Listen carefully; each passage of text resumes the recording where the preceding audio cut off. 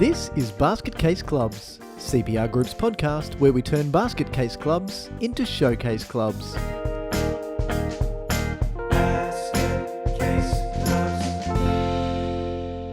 Now, the reason that we're here is that often multi-use facilities cause more problems than they solve. So what we're going to go through today is why we do multi-use facilities in the first place, where we've seen troubles, what those troubles have looked like, and leave you with some tools in your tool belt for dealing with the conflicts that often arise in multi-use facilities. So we've got about 45 minutes to get through the content this afternoon. So that's not enough time to unpack every single element of what we're going to go through. So please put your questions into the chat as we go through. Keep your device near you as well, because I'll be running a couple of polls as we go through, because I'm interested in getting a bit of a feel for how things are working in your area. So I can see also we've got a fairly good spread of people joining us today, from people who work for their local councils. We've got some people who are directly involved in sport and community organisations, and some peak body groups as well. So you're often familiar with all of the things that we're going to talk about. So if we do get to a point where you've got a question that we need to dig into in a bit more detail, I'll let you know right up front. Please do leave a note in the chat, because we'll be able to get back to you on that, or feel free to contact us. And the best way to do that is via our website at cprgroup.com.au, and simply click on the little contact button and that will take you straight through. The reason that I'm letting you know that is that sometimes some of the questions that you've got might be getting a little too specific or a little too personal to be able to deal with in what is a fairly public sort of forum today. So if that's the case, then we can connect up one-on-one to go through what those issues are and offer any other solutions or guidance that we may be able to provide as well. So just let me have a quick look at what everyone has said. So Curabella, welcome from over the ditch as well. So Australia, what are we? We're the West Island of New Zealand over here, aren't we? So let me have a look. Always keen to keep up to date with what's working at multi-use facilities. Great. So yeah, awesome. This is really good. So also a number of you are from different sorts of in different sorts of roles as well. So when we talk about multi-use of facilities, particularly sporting facilities, we see from a local government perspective that it spans so many of the silos, departments of councils. And look, that little tongue-in-cheek stab there at it being largely siloed is that often the people who sit in different departments have a system or a process for dealing with everything from setting up a lease in the first place through to dealing with complaints when they come in. And often those systems don't overlap. Sometimes they don't even intersect, let alone overlap. So it's important to get on the same page and share this information around as well. So once you get access to the recording of this session, I do encourage you to share it with anyone else in your organisation, particularly for councils, where you think that they might benefit from that information as well. So Petra says that you're looking at a feasibility on a multi-sport precinct at the moment. Yes, yeah, so look, great time to be here, Petra, as well, because I will be talking about what it takes to set up good multi-use facilities at the beginning, recognising that some of the older challenges that you're seeing in some of the examples that I'll give you this afternoon are unfortunately things that it's too late to solve that from a construction perspective, but it's never too late to go and fix it from a management and operational perspective. So this is a great time to let you know that there's a good old saying, the best time to plant a tree was 20 years ago. The second best time is right now. So if we can't go back in time and fix things that we didn't get right in the first place, any delays from here only exacerbate the problems that we're already facing. So recognising that we can't go and fix those things that we haven't already fixed, we can now make it better moving into the future. So that's the sort of information that I'm going to share with you this afternoon. Before we launch into the session, I'd like to take a moment recognising how broad and how far and wide our guests are joining us from this afternoon, to acknowledge the traditional custodians of all of the land and all of the waters where you are joining us from today, and of course where I am here in beautiful Yugambeh country this afternoon. I'd like to acknowledge all of the traditional custodians, recognising their connection to the lands that we now deal with from a management perspective, and the care that they've taken for those lands for tens of thousands of years. And I'd like to also pay my respects to any elders past and present, and any First Nations people joining us today as well. So why would we want to use multi-use facilities anyway? For some of the stories that I'm going to tell you, you'll say, well, why would we put ourselves into that situation? In reality, it makes perfect sense. The reason that we have multi-use facilities is because we're not getting any more land. We're getting growing populations in many of the areas where you're joining us from today. And the amount of land that we've got is not increasing. So we need to make the best use of that land. It does make perfect sense, and it is logical. If we've got an oval-shaped field, and we've got a sport that plays on that oval-shaped field in summer, being cricket, and a sport that plays on an oval-shaped field in winter, being AFL, it makes sense that they share. So let's simply stick them together, and what could possibly go wrong? And I think that sort of thinking is definitely outdated. Because you're here, you know that things can go wrong. So, and quite a lot can go wrong. Some of the things that we've seen are really almost juvenile, the sorts of things that sorts of conflicts that we've seen arise. So we've been called in to mediate what I'll call negotiated solutions, because you can't ever solve all of the conflicts that arise over multi-use facilities. But we've been called in to mediate over conflicts like who owns the soft drink in the fridge, or who's got rights to the canteen. And when tempers boil over, things can really get nasty. So it starts typically with shouting matches in the car park, but we've seen problems escalate to deliberate vandalism of fields and buildings just to make life for the other sport or the other user group really difficult. We saw a case this was up north, and it's not too long ago, but we literally saw a person from one club take a tipper of boulders to their own field and dump it on the field, like just so that the other club couldn't use it. Like that took time and it took money to organise that, just for spite, just to spite the other group. So this parochialism that we see when it boils over, and we see it in sport and community organisations more than we see it in business. Like the way that we see volunteers treated, and the way we see volunteers treating people on either side of the fence, we wouldn't see that at work. You'd get in trouble from Fair Work Australia would come down like a ton of bricks on you, or a truckload full of boulders, pardon the pun.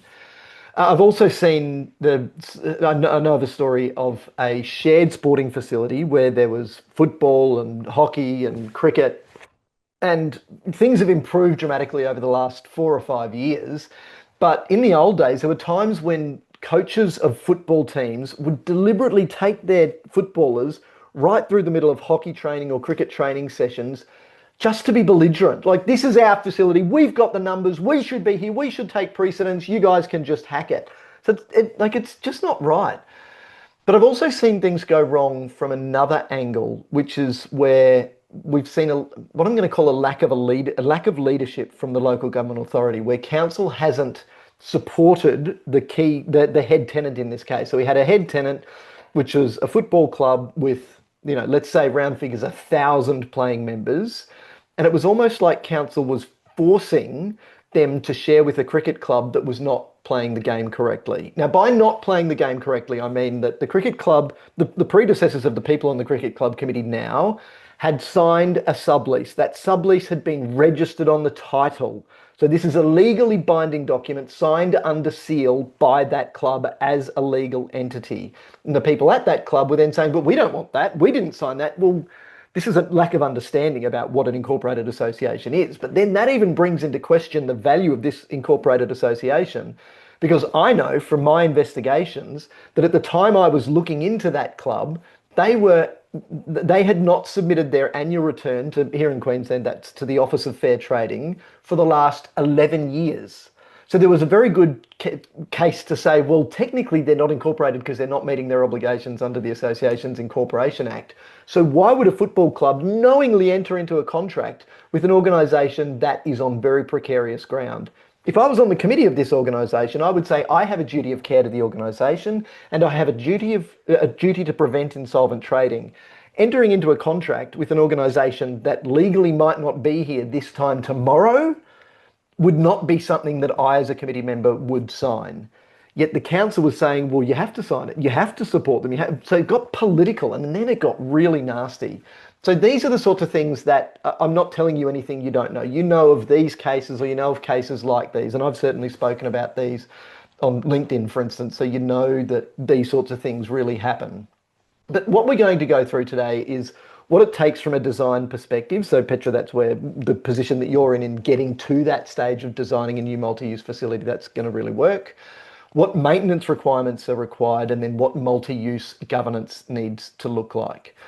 So really, those are the things where I think that a deterioration in those things or a lack of understanding in those things is where the problems commence. So that's why I want to touch on those three things mainly. So let's begin with what it takes to build a good multi-use facility in the first place. So the first point there is to get the brief right. So that means knowing up front which groups that need to be catered for and understanding any hierarchy. So some facilities set up, and this can be as simple as a shared sports court, so an acrylic sports court, where one of the surface that you put down on that court, even though it's multi-line marked, the acrylic surface that we put onto sports courts for netball is quite grippy. So that's great. It means that we can play in the rain, and it means that water will rush off the court quite nicely. But if we try and share that same court with tennis, the tennis players are going to go, well, this court's awful. It plays far too slow because the grippy surfaces are going to grab the tennis ball more. So while the courts look the same, they're very, very different from a playing perspective. So you need to understand these types of limitations from the beginning and understand if there is a hierarchy of organisations that will be sharing a facility, what that hierarchy looks like. The next point there is get it right the first time. So you need to invest enough. Quite often, and this is less so the case now, but in the old days, you've only got to go and look at some of your older sporting facilities and you'll see that there's, for instance, an extreme lack of car parking. So what impact do we think that's going to have on the local community on a Saturday morning where we've got teams coming and going from multiple clubs at exactly the same time and not enough car parking? So it's all well and good to think, well, we'll save some money and we'll save some capital expenditure by saving money and not building it to full capacity now. But that is what has created a lot of the fights that we've seen now. The other thing is when you are building it right the first time, if you do have an oval-shaped facility, but you want it to be multi-use, well, if you just build it oval, fine. It's great for cricket, great for AFL, but it's a compromise for the rectangular field sports. But if you build it wing-shaped, which means that it's an oval, but it comes out a little bit in there. So if we've got the land to be able to do that, it means that we can put two rectangular fields side by side, an oval around the middle, and a cricket wicket in the middle. So simple things like that cost a bit more money, but they save a lot of money and a lot of time down the track. The next one is to make the facility resilient. So given that we all need to understand that the majority of land where we build sporting facilities around the country, we built it there because it's not very good for development as residential land or commercial land or retail land. So that means that we've got most of our facilities on reclaimed landfill sites and in floodplains in low-lying areas. So that means that all of the designs that we use for our sports facilities should be resilient from the outset. So that means we should be building in flood mitigation measures. We can't stop a flood, and the low-lying land is actually there for a purpose. It means that when our sports fields flood, while it's really annoying for all of us people who work and volunteer in sport, it actually saves the houses and the commercial areas and the retail areas. So those are a little bit higher, and so we're creating detention basins that hold the water so that it doesn't get into those habitable areas. So we need that to be the case. So how can we deal with that? So if we elevate our clubhouses, obviously we need them to be disability accessible, but we can do that. We also need to make sure that we're accommodating the level of use that we're expecting. So this brings up the discussion about, and even the picture that you can see there on the slide, is when and where do we use synthetic surfaces? So if we're going to use a synthetic surface, it means that you can hammer it. You can maximize the intensity of use on a synthetic surface like you can't on a natural turf surface. And it's simply because the impact of the boots on the grass wears it out. Especially now we're into July, so we're starting to see that wear and tear on our winter sports fields pretty significantly across the country. We don't get that on synthetic, which is an absolute win. But it raises questions of the environmental sustainability of synthetic surfaces. If they're full of rubber, what impact does that have when they flood? So what happens to that rubber? What happens, or can we then use a more natural infill like cork, for instance? So there are options that we need to consider. But even building in resilience means that where we do have natural turf facilities, because they are a lot cheaper when it comes to capital, make sure we've got adequate drainage and adequate irrigation so that we can use it for the level of and intensity of use that is expected. And then we get to education. as I might say several times, this is not set and forget. You can't just say, great, that's done, now we don't have to worry about it at all. Everyone needs to be educated about sharing. So it should cover things like equitable access for all of the groups, and it should be based on really strong policy positions of the landlord, which in most cases is the local council, as well as other documented sharing arrangements. So whether they're included in the actual tenure document, so a lease or a license, or whether there are separate memorandums of understanding or similar documents, it needs to be ongoing. So the people who take on roles, on committees in clubs, they're lucky to get a handover for things like meeting minutes and financials, let alone anything about sharing and anything about tenure in the first place. So we really, I often say, don't get upset or angry about having the same conversation. So this is particularly for the people in councils and in peak bodies where you'll find you're having the same conversation. Don't get angry about that same conversation, because while it might be the hundredth time you've had that conversation, for the new volunteer on the other side of the table, it's their first. So treat them with the respect that they need, but bring them up to speed with the objective standard. Understand that the lease, the tenure documents form the objective standard. This is what was signed by your club. So if you don't like it anymore, fine, but that doesn't really matter, because there's a legally binding document here that says your organisation has legally signed this. You're now the leader of that organisation. You're in that position. So, and just because you don't like it, it doesn't in and of itself make it wrong. So make sure that education is ongoing, because people change in many clubs every single year. And the final point there is the right level of maintenance. So it's all well and good to build the facility in the first place, but if we want them to be able to accommodate the level of use that sharing demands, they need to be well maintained. So that means that the landlord for anything that council needs to look after, you need a maintenance budget big enough to do that. So you can't really just scrimp and save. It's not the sort of thing where it's really not the sort of thing where councillors can come and say, well, we need to borrow money, so let's cut back our maintenance, because that will lead to negative outcomes. We need to make sure that there's enough money in the kitty so that what council needs to do gets done to the right level. But again, it also means that the maintenance obligations of our community organisations that are using the facilities, they need to be well aware of those obligations. And again, that's part of the education. So what is it that the clubs need to do? What is it that the council needs to do?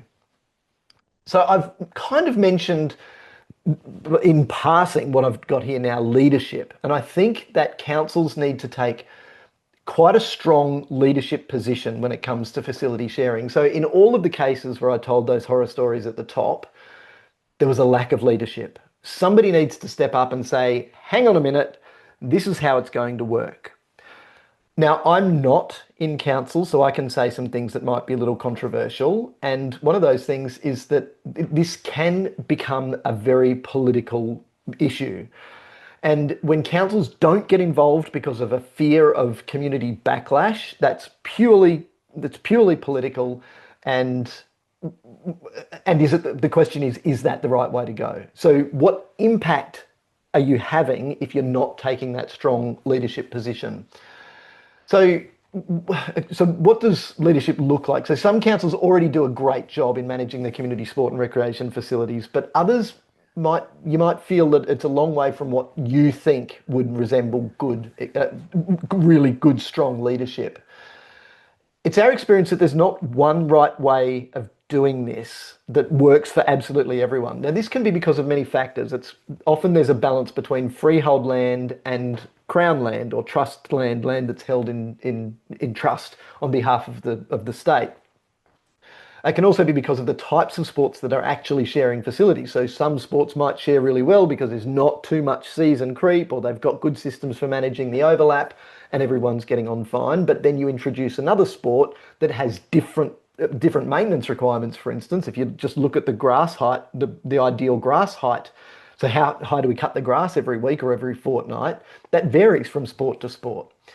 It can also vary between court sports and field sports, or even why sport facility sharing is needed in the first place. So this can be for a range of reasons. It could just be because, as I said, a lack of available green space, but it could also be that there's not enough money to develop multiple sites so that everyone can have a bespoke area, especially for them. It could be because of a lack of resources, because we don't have enough water, for instance, enough water to irrigate more than one or two fields in some of our regional and remote communities.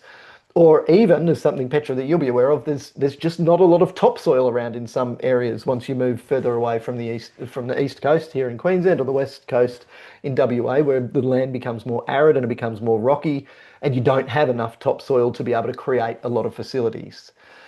So if you're from an area where you think you've got everything all right, all right already, great. This will be a bit of an interesting expose of where other councils struggle. But if you don't feel that you've got everything right, then hopefully this will give you at least the comfort to know, firstly, you're not alone, and to start the journey of exploring the sorts of changes that you can make.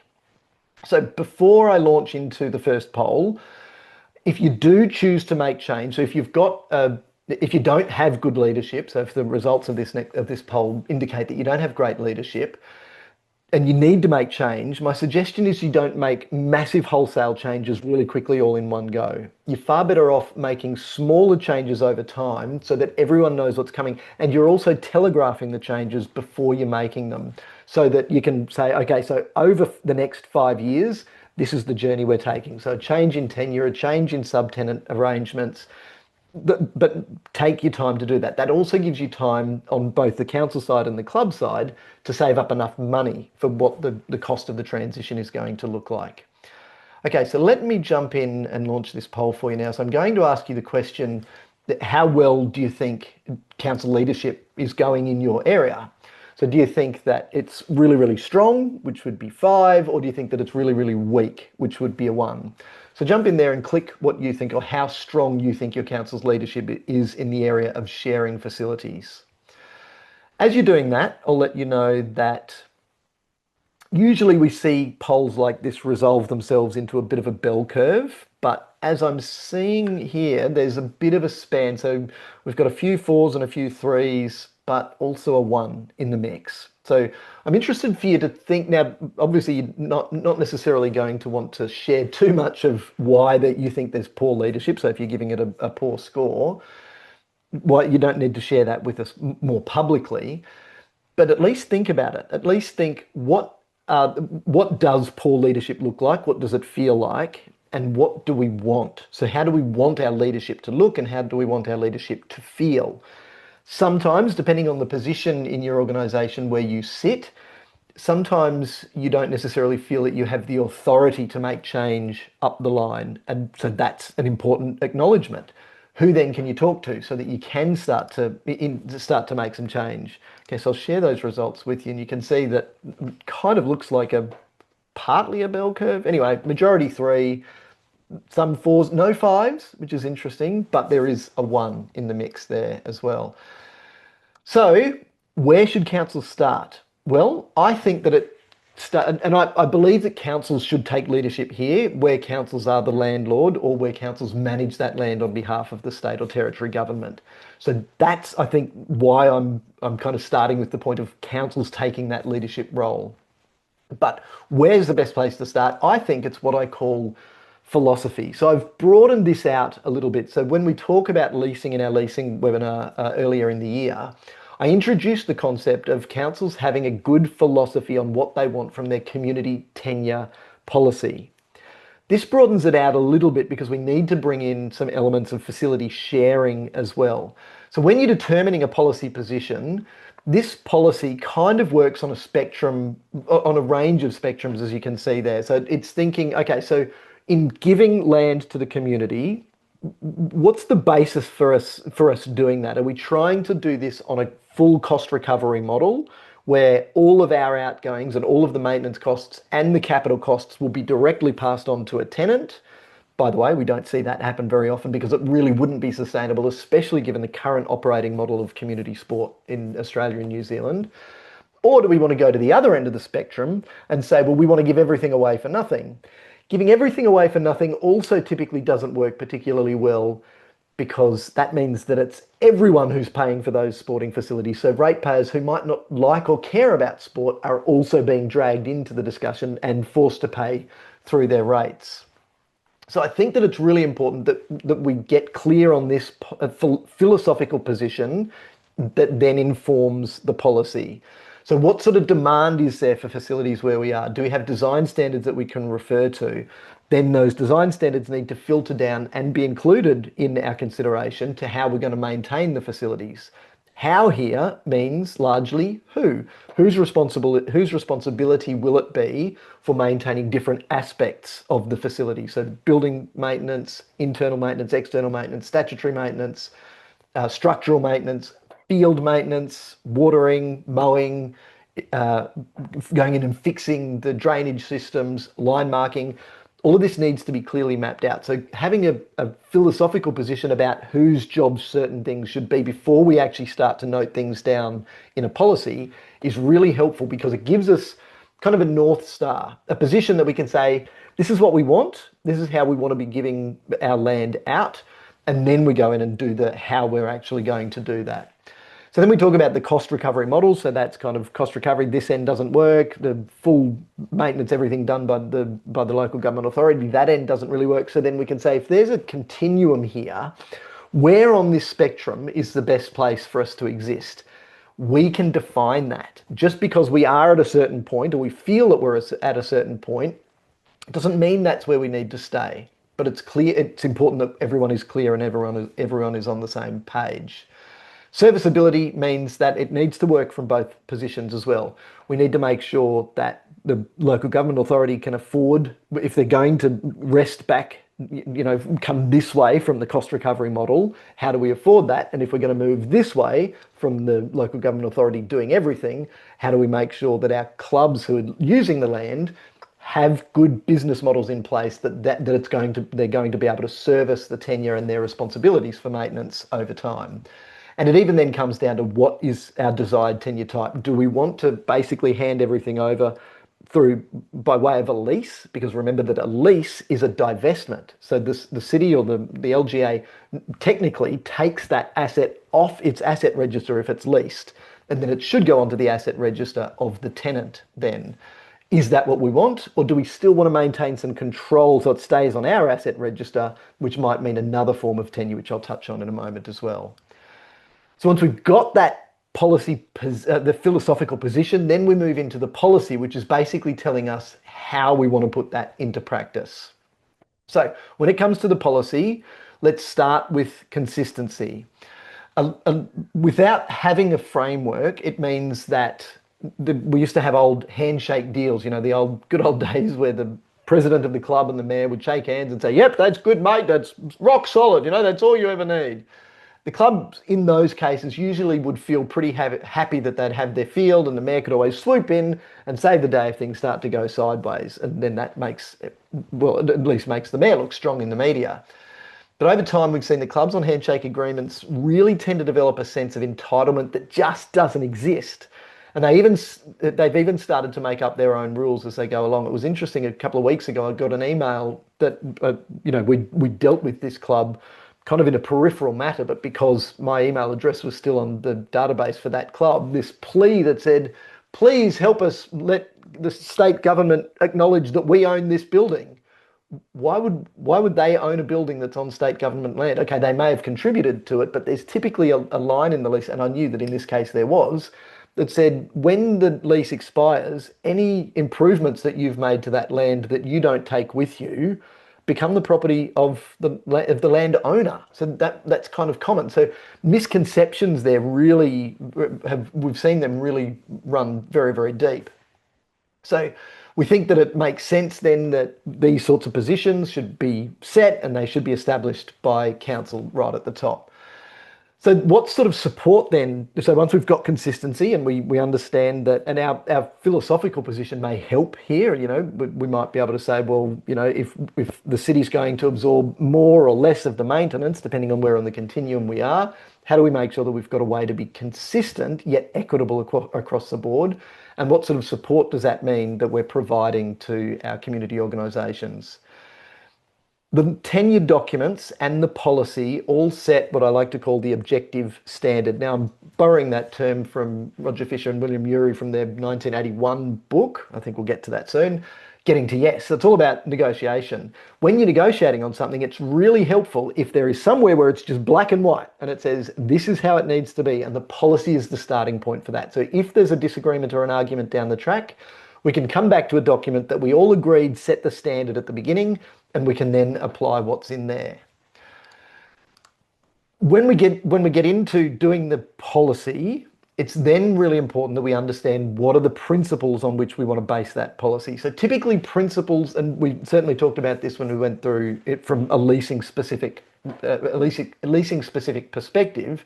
But I now wanted to say, well, the principles that I've suggested there in the left-hand column, they're nice and basic, they're clear.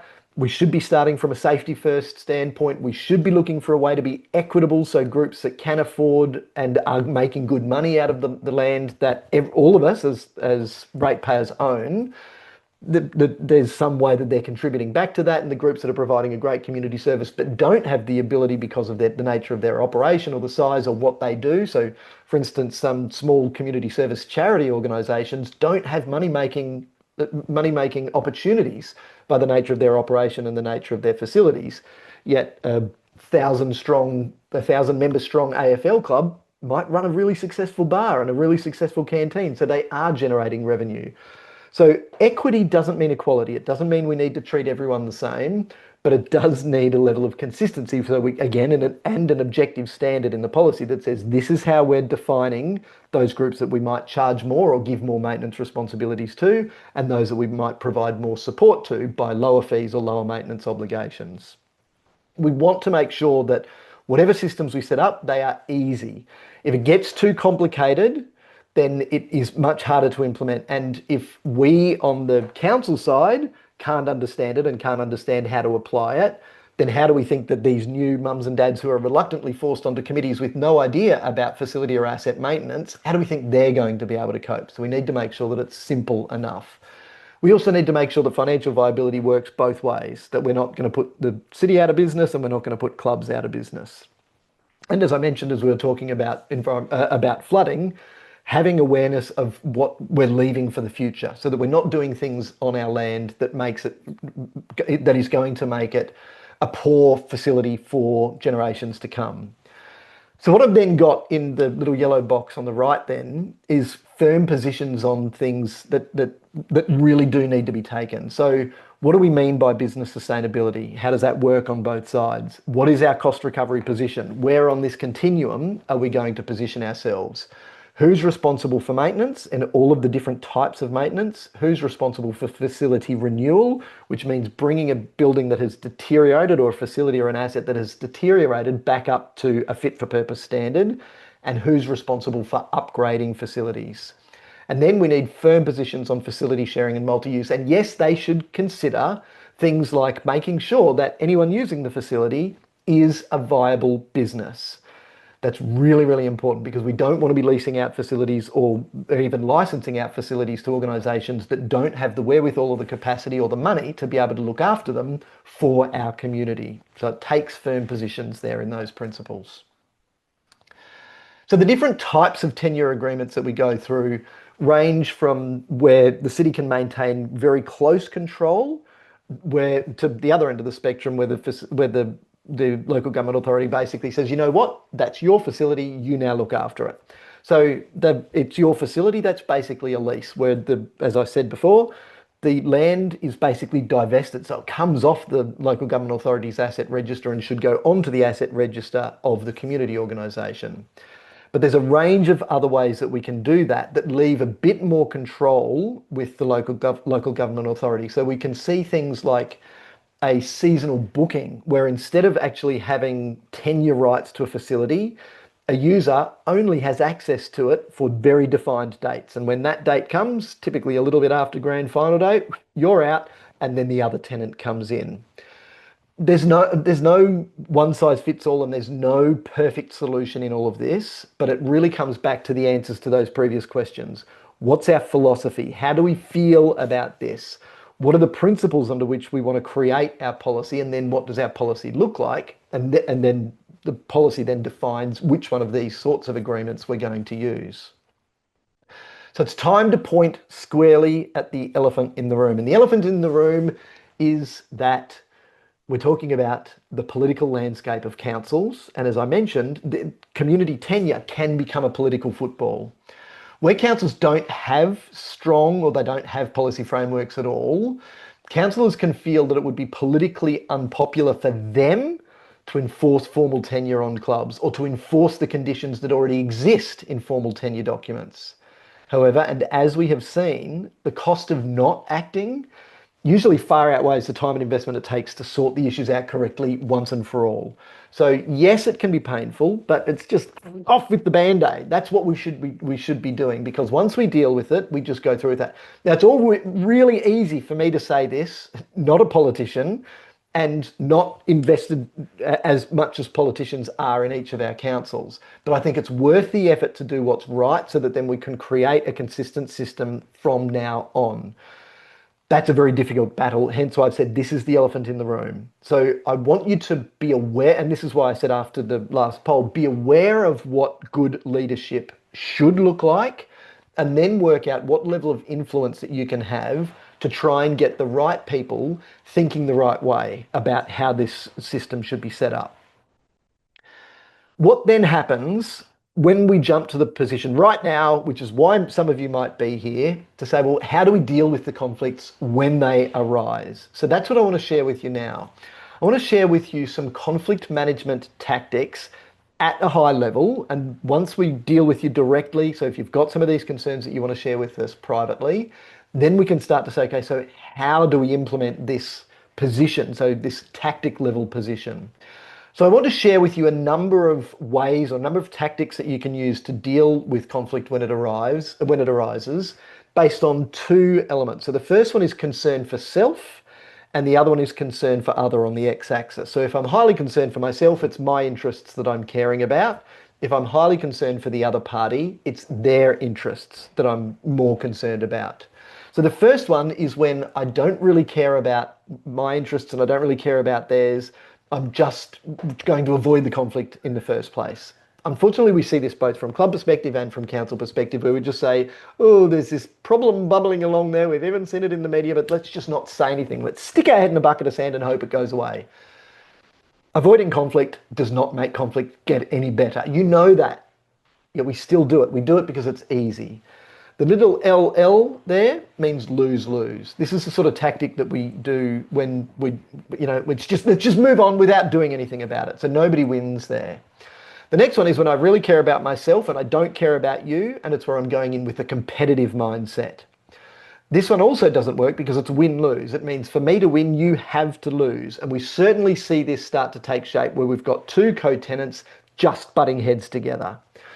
It's I have to win, and this is why we saw the boulders dumped on the field. I have to win, and for me to win, you have to lose. And then what are these guys going to say? Well, I have to win now, so you have to lose. So never-ending battle, and again, nobody actually wins because the relationship is destroyed. Then we go the other way and we say, well, okay, you have it your way then, just so we can get this over and done with. That's a lose, win, or accommodation tactic. Again, it's ineffective because if we're not standing up for our own rights, especially when those rights are supported by the objective standard, then we're putting ourselves in a terrible position where people are going to continue to walk all over us anyway. And then we get to the most mature of these forms so far, which is collaboration or a win-win outcome. So this is where instead of just saying, you know what, let's just finish it and move away, let's work towards finding out how we can both win here. So I'll come back to that in a moment and explain that in a bit more detail. But before I do, I'm not finished, because there's also no win, no lose, which is the compromise. Compromise can be effective in cases where we need to reach a conclusion and we need to move on. But typically compromise is when everyone gives up a little bit so that the positions get to a point where it's, oh, okay, let's move on. But it's quite different from a win-win. A win-win is to say, well, let's understand the basis of the positions and then start to make decisions. Compromise is kind of like 1 + 1 = 1.5. Yet collaboration is 1 + 1 can equal 1,000. 1 + 1 can equal 5. So we're usually able to find solutions that work more strongly right across the board. So the most mature here, though, is the idea here is that, and let's take the football and cricket example that I started with. Let's get to a point where we find a win-win solution. And in that case, there was the football club, the cricket club, and the council. Let's find a position where we can all achieve great things, or we say we're going to agree to disagree, but we're going to do so agreeably, hence the little smiley face. So it's win-win or no deal. How do we get to that point? Now, before I go through and give you a little bit more information here, I'll just go and cross-check the comments. Some multi-use looking at going larger. Okay, thanks, Stephen. That's good to know. Great. Yeah, okay, so Petra said enforcement of conditions can be hard when there are individual council agendas. Yeah, that's a really, really good point. Individual council laws, and especially Petra in Queensland, where we've got the Local Government Act that kind of says, you know, you do your job, you do governance strategy, we'll do the implementation under the leadership of the CEO. That's where we should be staying.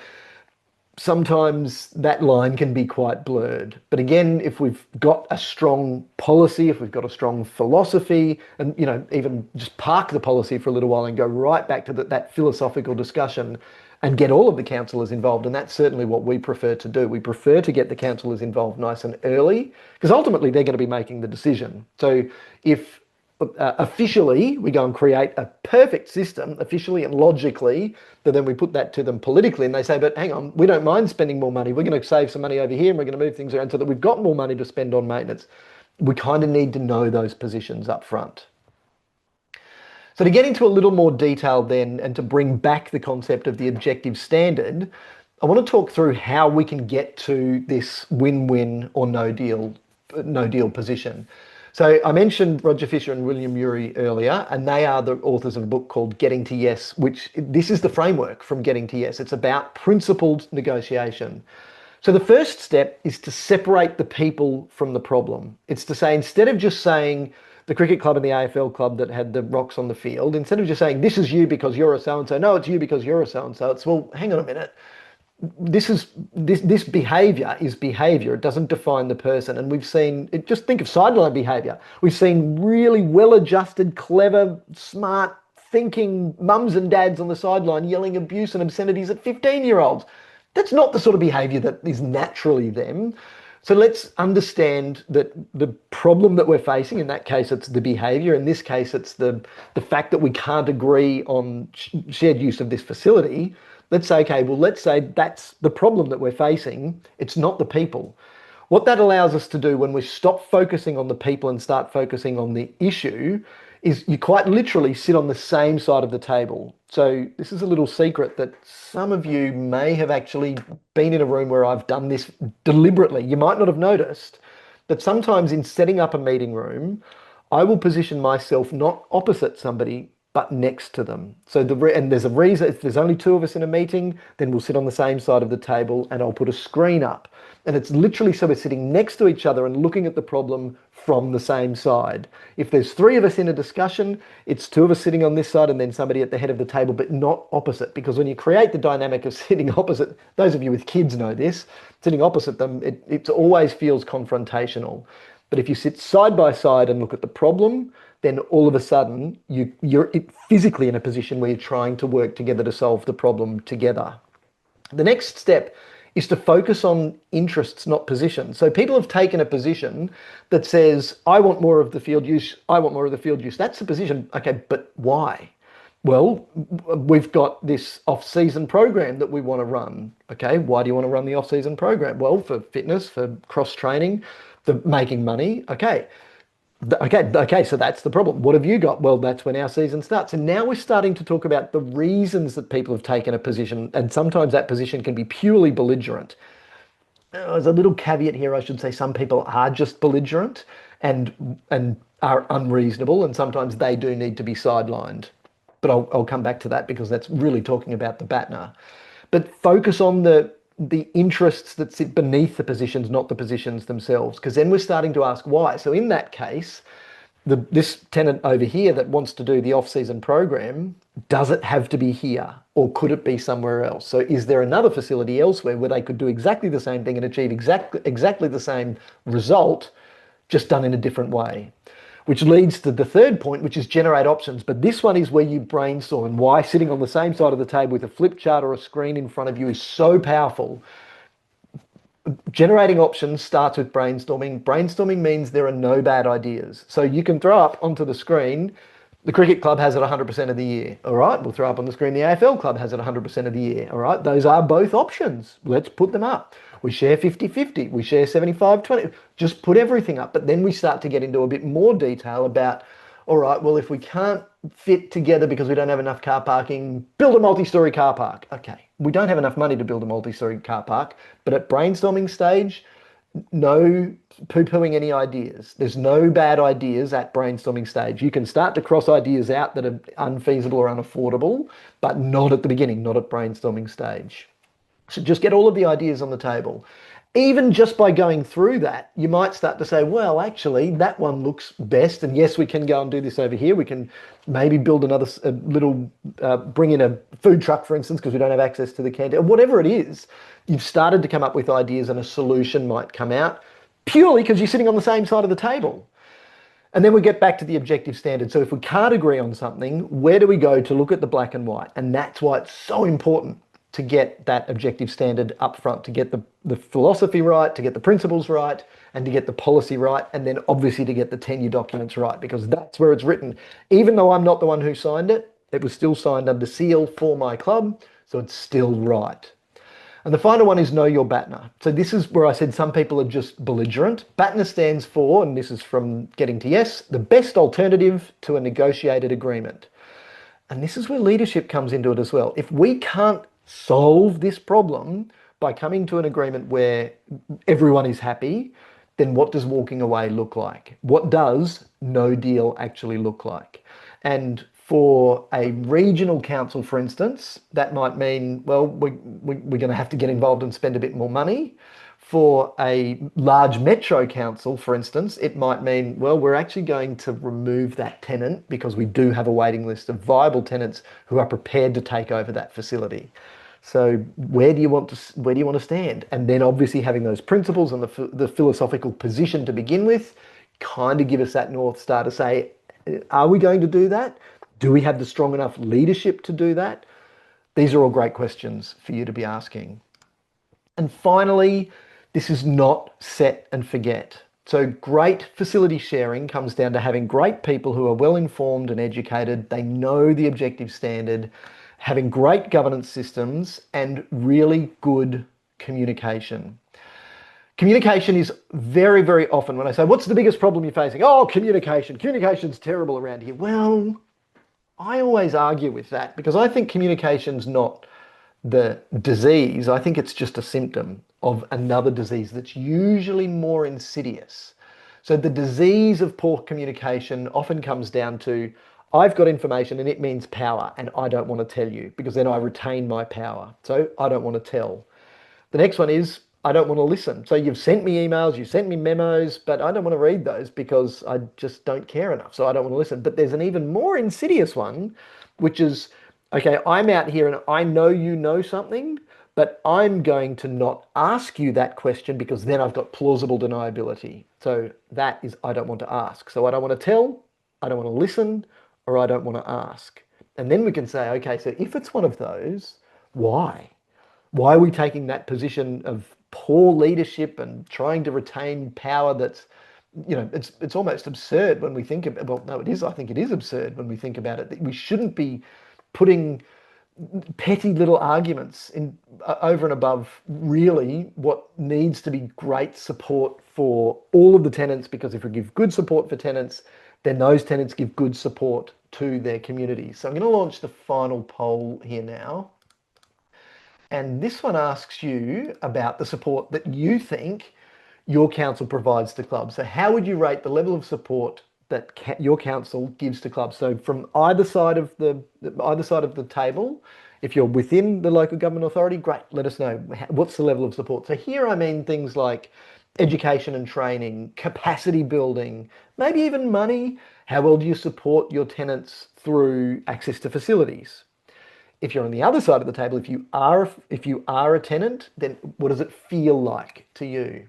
Okay, this is really good and really interesting. So keep those coming in. We've got, actually, this is tending more to the high side. So I'm very happy to see that. And I 100% urge you to keep that going. Don't don't lower the level of support that you're giving to yourself. I'll share those results with you as well. So don't lower that level of support that you're giving to tenants. Make sure that they've got access to people to be able to answer questions, but great systems and consistency. Where you need to involve your political representatives, please make sure that the education that we talked about goes to them as well, because they will very often be the first person that somebody in a club goes to. So if there's a problem, they'll go straight to the counsellor. So it's important that the counsellor is informed, that they have the information and the backup that they need to be able to either answer questions or refer those questions to the right department within council. So that brings us to the end of what I wanted to go through today. So if you've got any other questions, bung them into the chat there. But I'll let you know what's coming up in our free webinar program. So next month we're looking at funding. So that's okay, where's their funding available? But really the focus of that session is on how you can most effectively access that funding. So what modern tools are available. So AI, I'm definitely looking at you to make sure that you're accessing funding in as effective way as you can. Then we've got the Constitution session coming up in September. Now that is surprisingly interesting. So there's so many, we reckon that there's about 300,000 community organisations, incorporated associations, companies limited by guarantee across the country at any time. And so it's really important that we've got our most hierarchical document, the governance document, right. So that's the Constitution. What does that mean? How do we make changes? What do we need to do? Then we'll deal with meetings, so how to have great meetings. By the way, meetings are for making decisions. So how do we get all of the information dealt with so that by the time we get to the actual meeting, we're able to make good decisions that lead to strong actions. And then it's those actions that make great organisations. So that's in October. And then rounding out the year with legal requirements. So, we talk about the legal requirements for community organisations to be able to follow. What does that actually mean? What pieces of legislation do we need to be able to make sure that we're complying with? So to register for those, you can simply go to cprgroup.com.au/webinars. So there's the web address there, and you can go to the webinars section there. Now, for this section, I can see there's no more questions come in. I've got some homework for you. It's very easy homework. You're not going to get marked on it, but I'd encourage you to do it. So there's one thing to read and one thing to listen to. So the first one is a blog that goes through some of the content that we've been through today in a bit more detail and in a way that you'll be able to refer to it again as you then go to put together your own information. So I'll open up the chat and put that into here. So here's a link to a blog. It's called Defining the Rules of the Game, Tenure Policies for Shared Facilities. So that's where you can access that one. And the next one is then when conflict arises over shared sports facilities, how do we deal with that? So this one's called Get Off My Field, Dealing with Conflict over Shared Sports Facilities. And this is an episode, I think it's episode 22 of our podcast, Basket Case Clubs. So that's the give. If you are interested in these sorts of topics, then Basket Case Clubs is a fun place to get some information. It's where we get really raw and we tell some stories in detail without giving away any confidential or private information about the sorts of silly things that basket case clubs do. But more importantly, it's then what have those basket case clubs been able to do to change to then become showcase clubs? And we've certainly seen that happen. It is possible. Sometimes it takes a bit of a mindset shift, but it is possible to move from being a basket case to being a showcase. And if you've enjoyed this session and you enjoy the sessions that we provide, then if I can ask for a favour, 5-star Google reviews absolutely help more wonderful people like you find us. Now, what we do in supporting councils, supporting community organisations, supporting clubs, supporting peak bodies is pretty hard to search for. So how do we find somebody who can actually help us understand what are our legal obligations? How can we find someone who can prepare our constitution with a human-centric focus because they're experienced?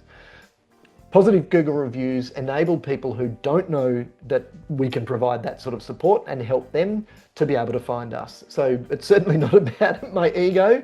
It's certainly about helping others find us. So if you'd like to do a favor for somebody else to help somebody else in a precarious position find us, snap the little QR code there and leave us a great review. That would be very, very handy. Thank you very much.